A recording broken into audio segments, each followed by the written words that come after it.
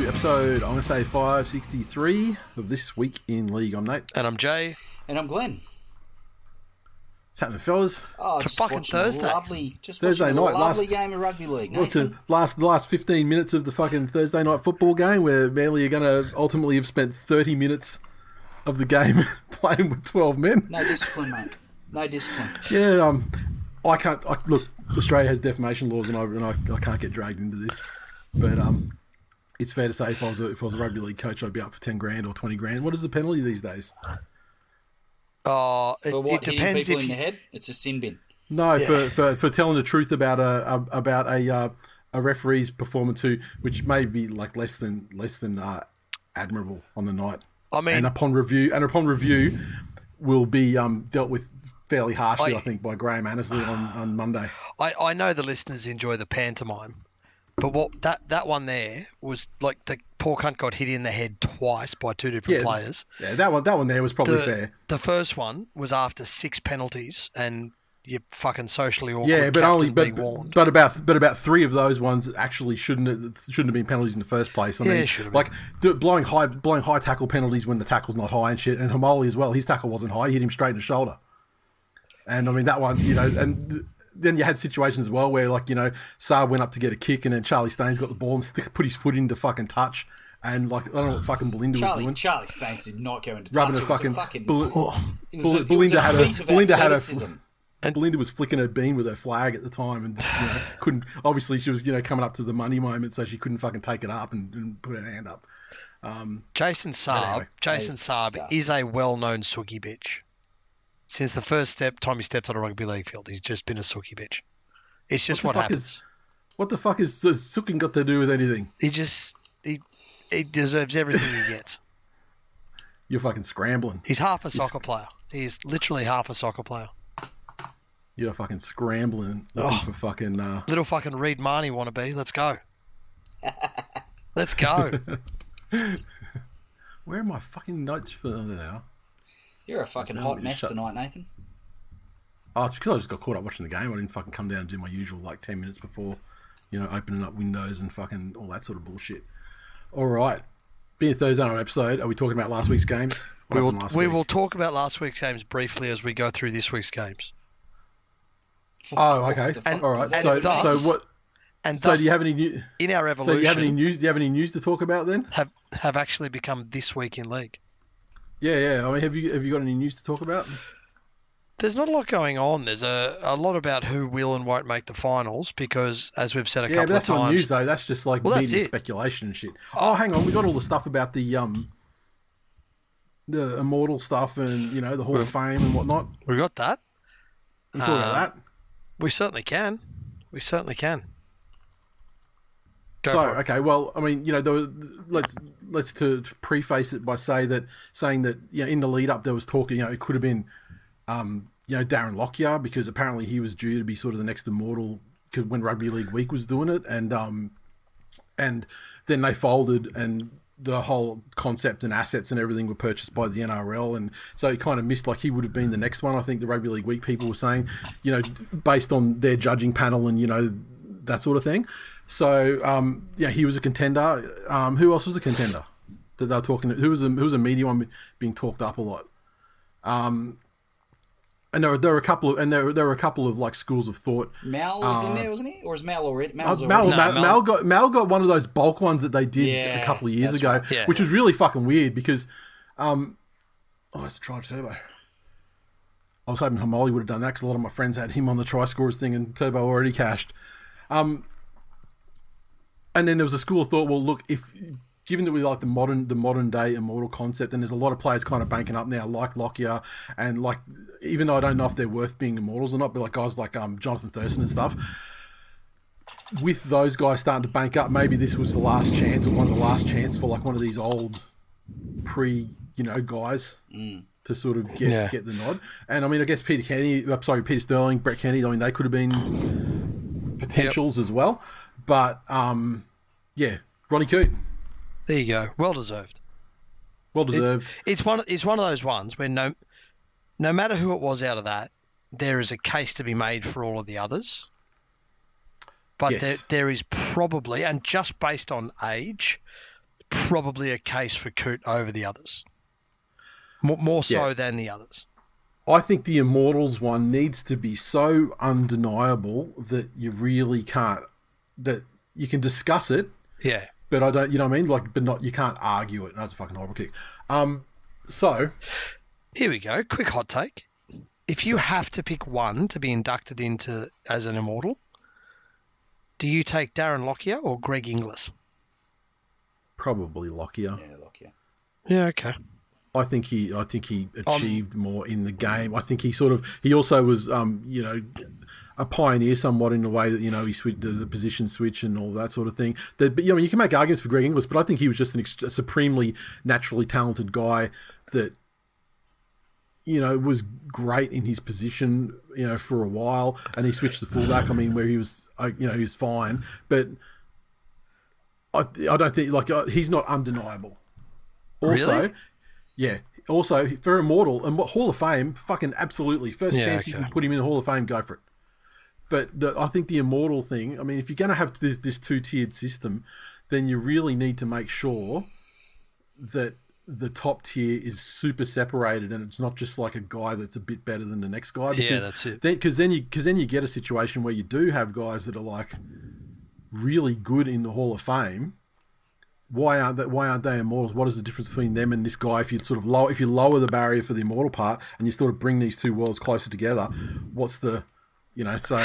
Well, then do you need more hard and fast rules around an Immortal, as in? Well, I mean, just for this example here, I mean, like Coot played for multiple premierships with multiple clubs. Yep. Which is pretty fucking spectacular. Yeah, that's it. Like played in 9 grand finals as well, won 6 of them. So he's had a great success rate in grand finals as well. So is it like does it end up being like a representative trial, like Brett Kamali? Yep. Was always going to be an Andrew John shadow, and I'm not suggesting Kamali's a chance of being an Immortal, but does it need to end up like that, where you have to pick one in a position from maybe over a decade?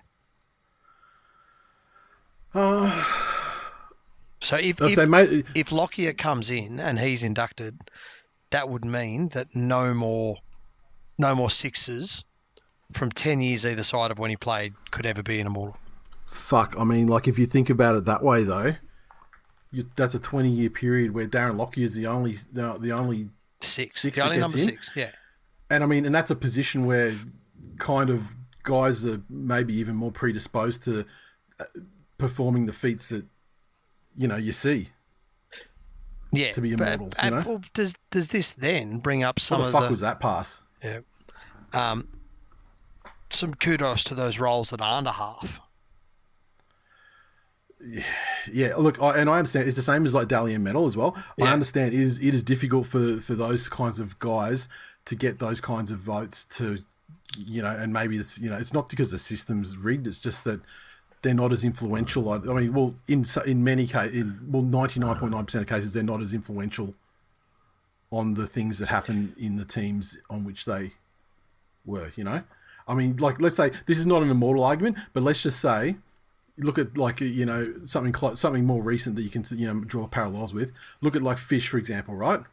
Incredible, absolutely instrumental to the success of the Panthers. Yep. But more than Cleary, more than Yo, more than Appy, more than Dylan Edwards. Yeah, but again, Yo is another forward. So in that example. But he is a forward. I mean, you would find that more glory is given to, ball players. Well, look at the South Sydney Premiership. Was anyone more influential than Sam Burgess? No. Reynolds. Yeah. Inglis.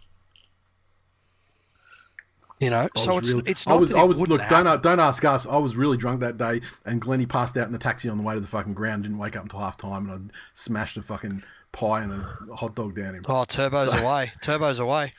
Oh, you must be about half a second in front because he wasn't quite. He was running up to the tackle when I saw it. Yeah. So again, you're right. It's not going to be a forward and especially a prop or something like that, as often as it is going to be a half. But it's just like rep football. There's only one spot there for a half or for a 7, one for a 6. Yeah. Yeah, I don't think I understand what you're saying, but I don't think that. I think your time span is like too big. Okay.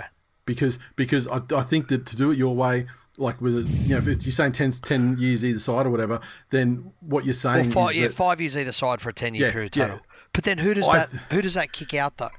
Because like let's change it to halfbacks when you've got guys like Cronk and fucking Thurston and you got a bunch you've got a bunch of these guys playing at the same time. And to say that there's only one, fucking hilarious. Anyway, horrible. Look at him, fucking soccer player. He's standing there, not emotionless. He's not doing a thing. That's fucking thinking ahead, thinking 2 plays ahead. You dumb mum. So this is a thing. Cooper Cronk won premierships with multiple clubs. Yeah, and like I think that that brings me to the next thing. Jonathan with Thurston, the Immortals, and I think it would be valid Immortals if they. But how many rings did Thurston win? Yeah, but then okay, 1.5. He's got to fall into that Inglis category then. That he's amazing, absolutely amazing, and easily a fucking first ballot Hall of Famer. But is he an immortal? Bring another thing into it. Why? Just because Cooper Cronk's names came up. Anyone who was at the Melbourne Storm in the time, if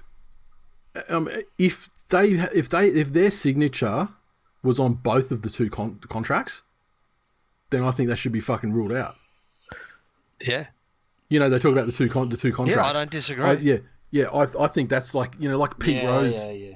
That's fair. In baseball, Yep. 100%. Yeah, I mean, like they weren't gambling, but they did something that was like probably far more detrimental to the actual fabric of the game, the integrity of the game, than what Pete Rose did. Yeah, I mean, Pete Rose Pete Rose wasn't match fixing or anything. He was fucking like just doing his thing. Turbo's away again. Saab fucked it again. Oh, fuck me. That was fucking horrible. Absolute, yeah. The Saab broke it down. What a fucking That was shock. fucking horrific. Yeah, exactly. I mean, they don't even make them anymore, do they? I think this is the last model that needs to be able to be put up on blocks. What a fucking man! They were good cars. An absolute myth. They were one of those cars in the western suburbs. If you had a Saab, one of your mates' parents had a Saab. That was that. Yeah. What drugs are you dealing? What are your parents into? And how do I get into some of that? Because clearly that is a lucrative business. I don't even think it's. Yeah, I don't even think it's like drug dealing. It's like fucking wankers. Like I remember, like for me, like Saabs are like the boat shoes. Like the people wearing deck shoes and shit without socks. That's not drug dealers. That's the people in my life, like that I've worked with or whatever, that have had those. And mind you, they had the convertible one too. And like they're more like the deck shoe people. Yeah, well, if you had them at the time when you were old enough to work with them, maybe. We're talking about if your fucking mate's parents had one in the 90s. Oh, well, like the same thing as well. Like peak Saab. You went to their house. They had both kinds of pickled onions, red and green, at once. Oh my God. And that little block cheese. You had to have the block cheese. And the Tupperware container, the round one with the compartments. Yeah. That's it. Because the fucking Saab mum, she's not cutting up fucking cheese. She's got that disposable, that pre-cube shit. Cheese. If pre-cube cheese isn't the name of this episode, I will fucking hang it up. All right, hang on. Let me write it down. That is so fucking true. Red and green pickled onions was elite. Absolutely fucking elite. Oh, man. Oh, that's fucking... That's it. That's fucking I think that's enough time now. I love that shit. Pre-cubed cheese. Oh, it brings a fucking tear to my eye. Just had to write that one down. Oh, Saab mums. Here we go. We've spent 14. We're on here. 14 minutes. That was another one where it was fucking on. Turbo dropped it here, but like now you can drop it as long as you throw your foot out at it. Fuck off, Nathan. It did come out. Like that was a hand that knocked that ball. Yeah, but he wasn't playing at the ball. He was making a tackle. I'm not saying there was anything about it. I'm just saying. Oh, who's that flying out? Look at this fucking fake tough cunt. I thought he just dropped it cold. I think he dropped it cold because I mean that's the thing we've seen over the last. You what? Nathan Brown. Look at him now. He's the worst kind of fake tough cunt. I mean, the guy comes off the back fence and runs it into the teeth of fucking defense every time. I mean, like, but then he's standing up at the tackle and he's fucking kicking at him as they're getting up. And he's also a grub. Yep. Thanks for pointing that out, Nathan. Thanks for stating bleeding obvious. Oh, he's a prop forward. He's a prop forward and he makes hit-ups. Shut up. Shut the fuck up. Yeah, exactly. He does his fucking job. That's it. That's all he does. He does his fucking job. That shit he was doing in those 3 tackles. You want to kick it out here, fellas? We'll just score again. Oh! Get over Samuel! Yes, you fucking absolute legend! Fuck you, Manly. That's the way the game should have been finished. I mean, obviously, match fixed into the game by Peter Goff. Where's Brooksy? Sit him up on the fucking scoreboard. Give him a beer. Fuck him off out of there. I tell you, how good. This is perfect timing for Brooksy to remind Manly of exactly what he's capable of. Brooksy didn't have anything to fucking do with this result. Late season capitulation. You guys could look forward to this in the finals. I can't wait. No, that's all right. He'll still make his finals. He's all good. What a season he's had. But that is just fucking. That is just fucking. Brooksy's going to be so fucking confused. Typical. They're going to miss out on the early cheap flights to Bali, and he's going to have to spend more the next week. Yeah, look, all he has to do is make the finals. That's step one. Then he can learn to exist in the finals. But look, for Brooksy though, Brooksy had nothing to do with this fucking result. I mean, 3 points Peter Goff, 2 points probably to the your one. Yep. What's his name? Galvin. And I don't know, one maybe Appy. I think. I mean, it's probably all comes from Appy, right? They're filleting Lockie. Happy. It's all Appy, really. Let's be real. Yeah, well, you can switch him around if you want. No. But I feel like he's. But I would say. Well, there we go. There's the weekly fucking season. Round upset. Yeah, I mean, we need 2 more. This could be upset round. Fucking oath. Plan. I mean, we got the Fuck it. Is there any other news you want to talk about? Because otherwise we go into the games. The only fucking news I want to talk about is the fucking the absolute Fibros victory against all odds from these little West. No, listen. Fucking listen to me. Hang on a minute. No. Little West Tigers batters against all odds. Penalise. The opposition team had to be penalised out of the game and spend 30 minutes with 12 men to give you a narrow fucking win. 3 wooden spoons in a row. You motherfuckers should just absolutely destroy us. The side that you tell us they are. Oh, that's probably fuck the spoon bowl then. Who are the Eels? Okay, get your ladder predictor ready, stepdad. Or let's go through the games and we'll get the ladder predictor ready because we need to see what the fuck. My ladder predictor was born ready. 6 p.m. tomorrow night. The Warriors take on the Dogs. This was one of the ones that I thought could possibly be an upset. Not because the Warriors are particularly good, but because this will be Sean Johnson's last New Zealand home game ever. This is it. This is his curtain call. They got a bye, I think, in the last round. So this is the end for Sean Johnson with the Kiwi fans. If that can't lift them, what will? I ask you. I'll tell you what, Glennie, that's moved you off the bottom as well. Yeah, Eels have to win now to force a spoon bowl. Yeah. So that's why I want the ladder predictor out because we're going to have. Well, okay. Well, no. Let's just do Warriors versus Canterbury first. Do you give the Warriors, Glennie, a chance in New Zealand? How does Johnson's that work? Last game, I'd definitely give him a chance. Yeah. Warriors. Like if it was anything, if it was just a game and it was the middle of the season, Canterbury hands down, right? But with the stakes and like the emotion behind it, and the fact that they do pump out that ground, like pack it out, it's going to be very emotional. It's going to be very noisy. It's going to be very pro Warriors. They've got to attack when they're on. To give you the Wade Egan returns to the lineup. The stakes. The Warriors are currently in 14th. If they win, they go to 13th. If the Dogs win, they go to 6th. Sorry, 5th. So that's what it means for both teams. Look, the Warriors will give a spirited performance. I think the Dogs are peaking nicely in form. All right. So on the ladder predictor, you're going Canterbury then on that one then? Canterbury.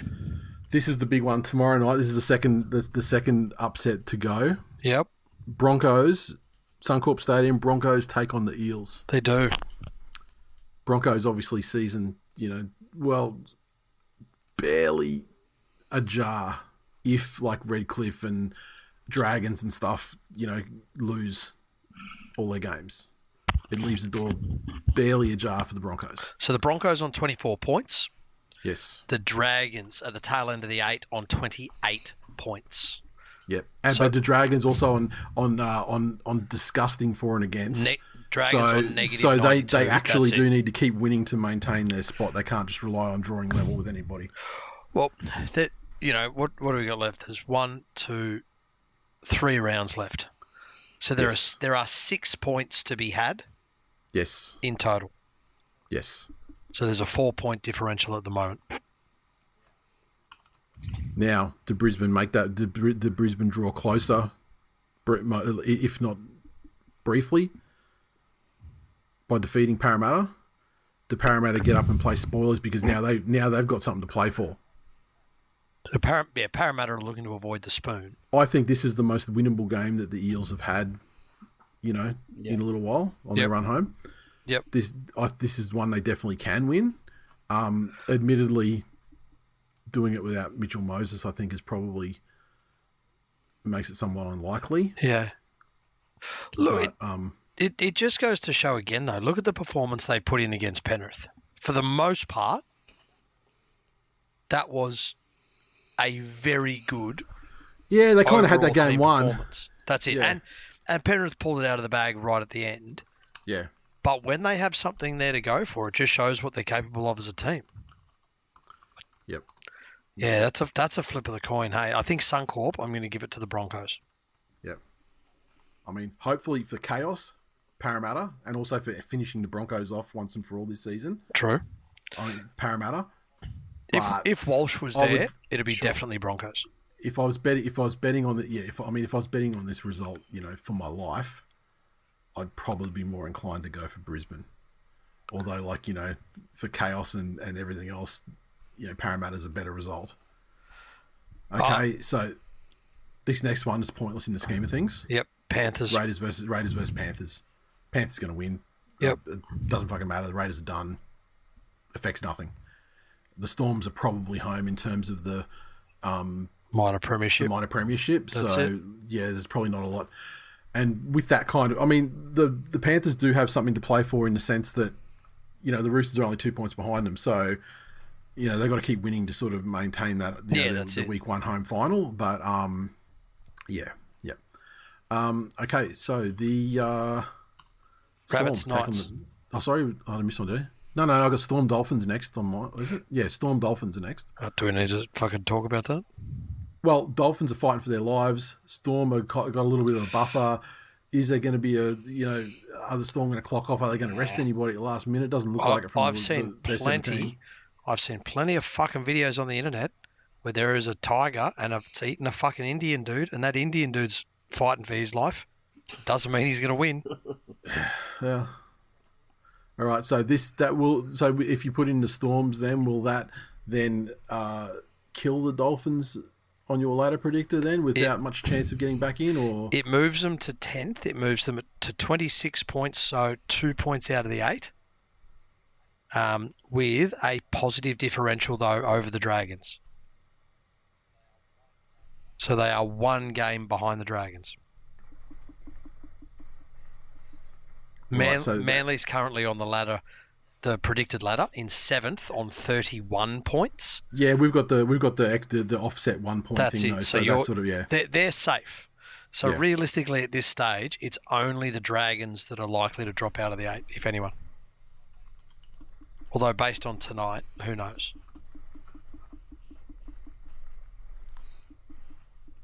So okay, Dolphins officially dead. Can they like Rabbits if versus other Knights. results? Can the Dolphins actually make it, or are they officially out now? Well, so if the Broncos, Broncos, I guess, is superior to the Dragons. yeah, and if the Broncos lose to Parramatta, the Dolphins will be in 9th, even if they lose to the Storm, and the Broncos will be in 10th. So the results of the Bronco-Parramatta game affect the Dolphins. They'll finish either in 10th or 9th. If they win and beat Melbourne, they'll kick the Dragons out of the 8. But it's Melbourne in Melbourne, so that's a big ask. No, so it's all to play for then. Now then, interestingly enough, if Newcastle come up and they beat the Bunnies, Newcastle also end up on 26 points with a fucking horrid for and against of minus 78, but that's still better than the Dragons on minus 92.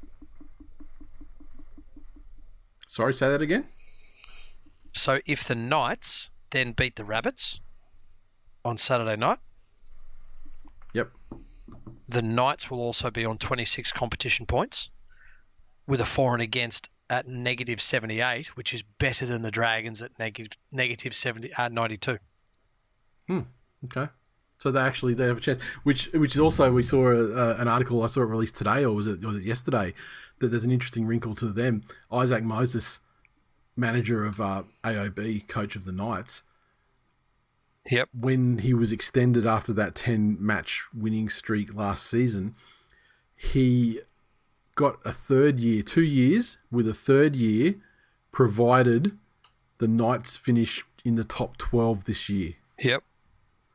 So if the Rabbits beat the Knights, they could save the Knights a lot of money when they inevitably fire Adam O'Brien next year by shaving a year off his contract that they'll have to pay out. So, well, makes no difference. The stories makes no difference. Yeah. Oh, again, I would assume the Knights are going to win that game. The Knights are 11th. If they lose, and if they win, they're still 11th. So if the Broncos win, the Dolphins lose, and the Knights win, there will be 3 teams on 26 points waiting to kick the Dragons out. Right. Titans, Roosters. That's going to be Roosters. You would think so. I think the Titans have pretty much put the queue in the rack. They had their good run, and now here's when you're not quite there. When you're not quite there, that good run, it's not something you can do indefinitely. Yeah. And they just sort of ran out of gas, particularly in that Sharks game. But they weren't much better. And here's all you fucking frittatas have been screaming into your car for the last fucking 10 minutes while I've been talking about how badly the Dragons are going to get kicked out. But we haven't played yet. We haven't played this round. We haven't played yet. Well, you're playing the Sharks and you're going to lose. So shut the fuck up. So that round finishes Storm, Panthers, Roosters, Sharks, Cows, Dogs, Manly, Dragons, with, as we said, Broncos, Dolphins. Hang on a minute, Knights. you're really fast forwarding through the Dragons playing. It's their their derby in quotes at WIN Stadium where their best results always occur. No chance. I mean, this is another one of those, and the fact that they're fighting for playoff running survival. So, well, look, this is a democracy. So, who do you want me to pick, Dragons or Sharks? I don't care, but I mean, like, I'm just saying that, like, you just can't fast through and go automatically, yeah, Sharks. Like, I think this is a game that the Dragons are really going to live for. They need to win it. That's not enough, obviously, to get them over the line. But it's in the stadium where they get their best results. It's their stadium where they get some very unlikely fucking wins. So who knows? That's all I'm saying. But I think for safety's sake, you choose the Sharks for your ladder predictor. Correct. I don't know. Next round, round 26. You've got that, so you go for it. Cowboy Storm in North Queensland. Storm, unless they're resting people. Okay. So if the Storm win, the Cowboys are in 5th. Mm-hmm. If the Cowboys win, it pushes them up, with the other teams all yet to play, up to 3rd. So you think the Storm are going to be resting? I reckon they will. Okay. I don't know if it'll be next round, maybe the one after. Yep. Okay. Because then the round after they'll know for sure that the Panthers are definitely 4 points behind them still or something. So, they can rest, and if they lose, who gives a fuck? They're still going to get the minor premiership. Dogs versus Manly. Oh, obviously Manly. They've got to bounce back hard. Glennie? Yeah, I'd have to say Manly. They will be smarting after tonight. I can guarantee. But, well, let's wait until the referee appointments because it's a Canterbury home game. So if Peter Goff, after having the entire fucking heart if Peter Goff's refereeing the game and every one of their fucking players ripped out tonight at Leichhardt Oval, fucking behead them all. Jesus. Put their heads on fucking Ridiculous. spikes. Put their heads on spikes and put them out the front. If that result had have happened. If that result had have happened in a match that was refereed both ways and they didn't get any sin bins and stuff like that, can't believe your refs. Then fair enough. Against the fucking, I got a head. There we go. Panthers, Rabbits. Panthers. Doesn't matter who you're playing. I mean, if you get refed out of the game, you get refed out of the game, mate. Date on your cube cheese, motherfucker, because you're fucking that cheese is bad. What we like when these teams were on the field 13-13, I think the scoreline was probably something like fucking 26-6 and some bullshit. So don't get it twisted. Peter Goff fucking handed you that fucking game. Now, what were you just saying then, Sharon? what was the game? Panthers will beat Rabbits, and then we've got Parramatta versus Dragons. So the Dragons will need to win this one to stop the teams behind them. Yeah, I think they can though. I think they're better than Parramatta. That's it. So the Dragons win that. Dolphins, Broncos. This is where it gets spicy. Yeah, this is a very spicy game with consequences. I like it. At Redcliffe. Oh, let's see. Well, is it at Redcliffe or is it Suncorp? That would be Suncorp for sure. Yeah, it is Suncorp. Yeah. So, look, I'd need to see who's playing. Like, would Reece Walsh be back? I mean, what's his timetable? He's got a broken hand. Like, it's has broken. He? Okay, so he needs surgery. Okay, he's gone. Okay. So, yeah, in that case, man, I don't know. Both teams fighting for their lives. I think the Broncos have got more upside in attack. Look, if Wayne can have these, man. If Wayne can have these guys ready for this is the finals berth for the club. This is the Wayne time of the year. It would be great if he left them with the honestly, finals. if it comes down to position. Can Wayne coach them into the finals? Yes, he fucking can. 1,000 times yes. Yep. Well, especially when he's coming up against Kevy. The Cronulla Sutherland soft draw Sharks against the Warriors. At points bet, the only thing about this game that makes it anything other than probably a fairly easy call is that this is Sean Johnson's last game. Warriors have a bye in the final round. So what happens this week probably informs a lot about what happens in that game. Yeah, okay. Like, how do they send him out at home? How do they send him out away? Sharks did go through a period where points bet they got absolutely fucking destroyed through the middle of the season there for a while. I would expect if the Sharks are going to be seriously challenge anybody in the finals, I would expect them to win this game fairly easily. This should be a comfortable win for them, but it's just all the emotion and how the Warriors front up, because when you look at the screenshots for AFB's missus Instagram, I mean, the Fanua Blake family's put the fucking queue in the rack a month ago. so I don't know. But yeah. So who are we picking there? I'm just try and take the emotion out of it and go, form wise, just go. It'll probably, surely the Sharks. Yeah, I'd have to say Sharks. Yeah, you'd think so. Right, yeah. There we go. Sharks. Knights versus Titans. 11th versus 16th. Knights. Yeah, you'd have to say Knights, right? Yep. Roosters v Canberra. Roosters. I don't know why I deliberated that long. There we go. Okay, last round.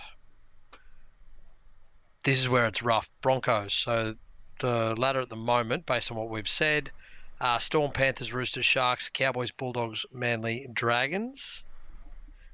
Then the Dolphins on 28 points. The Knights on 28 points. Broncos 26. So Broncos cannot make the 8.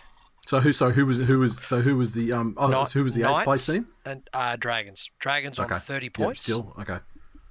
Dolphins, Knights on 28 with a better for and against than the Dragons. Okay, so then go to the last round. So Broncos, Storm. So even if the Broncos win, they don't make the 8.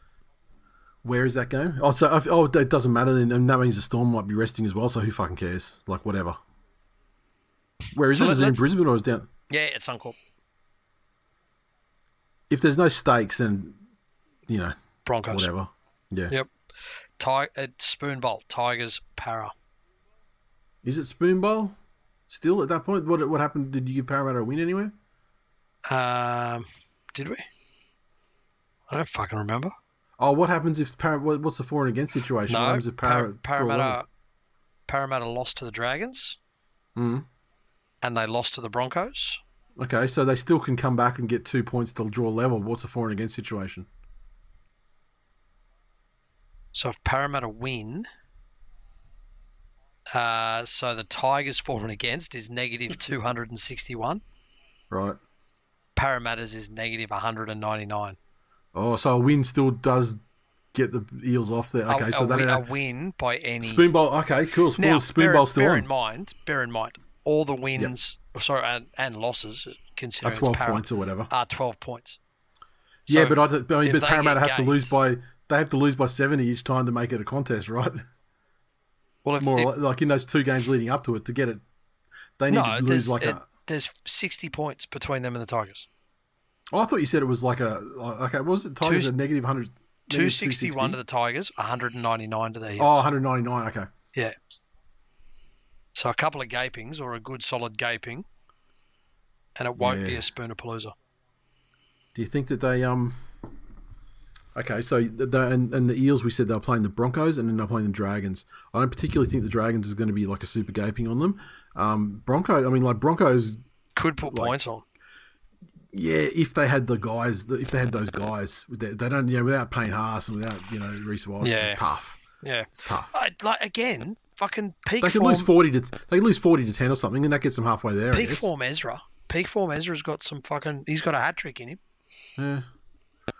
Well, at least, let's hope then that the Eels do get that for and against does get a bit closer. Yeah, that's it. You've attributed to them. Makes it a game, but Rabbits versus Roosters. The Roosters will get that. Yeah, easily. Then Dragons versus Raiders. Dragons. You'd have to say at this point, Raiders season's long gone, so Dragons. Yeah, especially when they're in the finals at that point too, right? So which then unfortunately means the Dolphins are out of contention. So they require a Dragons loss. They require the Raiders to win for the Dolphins to make the finals. Gee, that's a tough ask. It is. The Dragons when you want them to. Dragons have got a pretty good run home. Yep. There we go. And really, nothing else matters. What happens when Manly beats the fucking Sharks that sold out Brookwell? They won't show up after the loss tonight. That's it. They've given up on their fucking season. It's already, bro. It's already just about sold out. Weeks away. That's how they do it. That's how they do it. Wow. They fucking travel. They travel to the every game this season, mate. Small pathetic suburban ground sells tickets. The greatest jewel in suburban rugby league. Fucking goat park. So then the first week of the finals is Melbourne versus Cronulla. Storm? In Melbourne, yeah. In Melbourne, Storm, yep. Dogs versus Dragons. That'll be a good game, Dogs. That'll be good. That'll be played at like cavernous ass Aqua, Now, though, right? I mean, if they could play that at Belmore as their choice of home final, it'd be something. It'd be spectacular. We really will see if Manly fans travel, because it'll be Manly versus Cowboys. You better have given them the win against the fucking Sharks. That should have put them up in the home final, shouldn't it? Nope. 7th. Yeah, we beat those cunts already up there. That's easy work. Light work up there. If you'd have beaten the Tigers tonight, you'd have a home final. Yeah, light work up in North Queensland. Done it once this season already. Sure. It's easy. No worries. And then that means Panthers Roosters. Panthers win that. Two Pickled, this motherfucker. Sharks versus Dogs. I got to say, Dogs. Sharks, straight sets. I agree. I reckon the Dogs I've said straight sets since the start of the season, and I'll stick to it. Roosters, Cowboys. Roosters, yeah. Yeah, Roosters. Hey, what Cowboys? Roosters, Manly. Cowboys fucking done. No. The Manly lost to the Cowboys. No, we've already beaten them up there once. We'll do it fucking easier next time. So Manly, unfortunately, all game kept passing the ball to Jason Saab, and he had 47 knock-ons. Yeah. Manly versus Roosters. Smashed them already this season. And again, into the third week. Let's go. So then it becomes Storm, Roosters, Panthers, Manly Dogs. versus Storm, that's an easy win too. Fuck, we're into the grand final. Just like that. Against the Bulldogs. Fucking 1995. Fucking rematch. Let's go.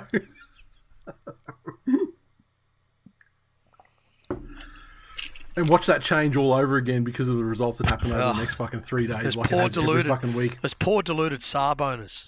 They really thought they were rich enough to throw away the ends of the cabanossi that had the little twisty bit in it, and not fucking eat them. So you wouldn't even give those to you. You wouldn't even give those bits to you.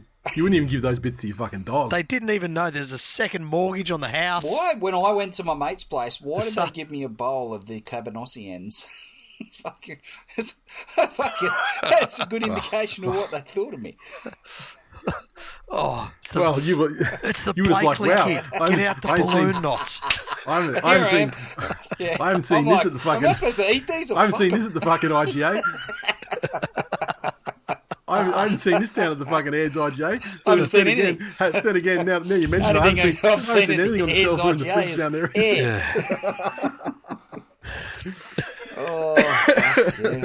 Fuck yeah. Oh, can you believe we got 42 minutes of bullshit out of this? I'm here for it.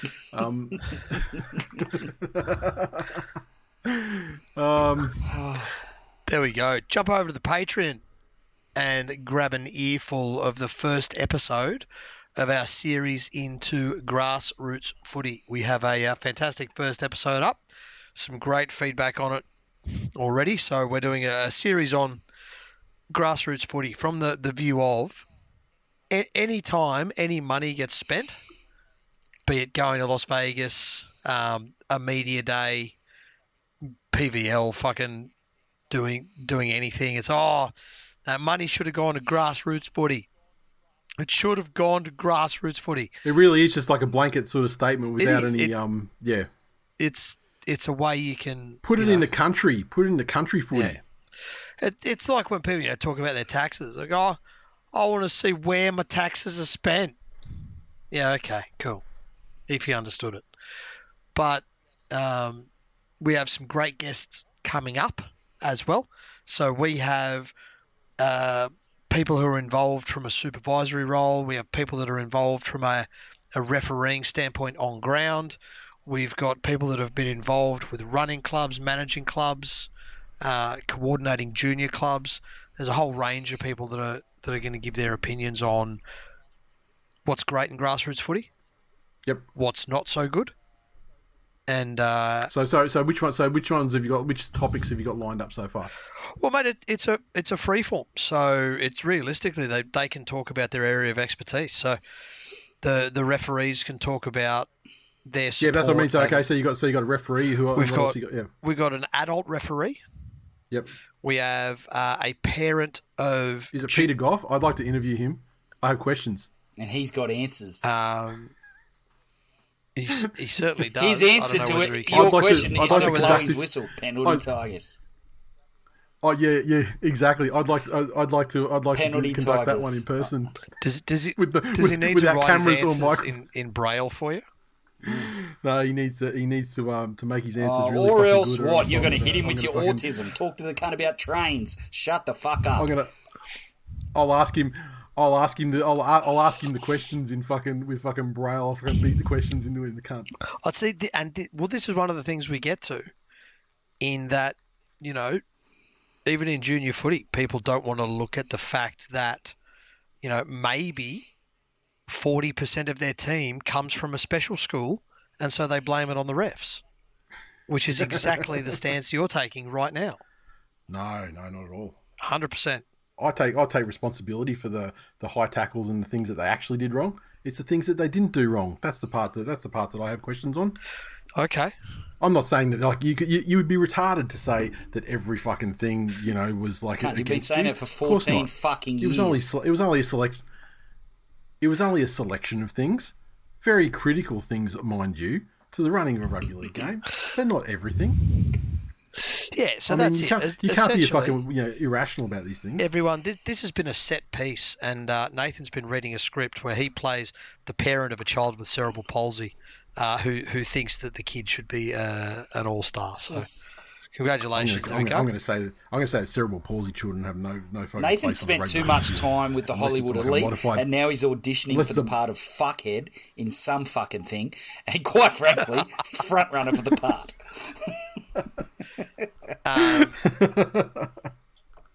You know, and look, there's give me my trophy. A lot of the stuff in junior footy is just extensions of issues in society.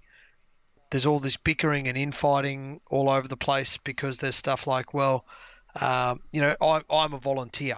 I'm a volunteer and I can do this. And then there's these other parents who don't even volunteer. Don't they know that clubs run on volunteers? And this, mind you, would also be something that you've probably seen in the world of the basketball. 100%, 100%.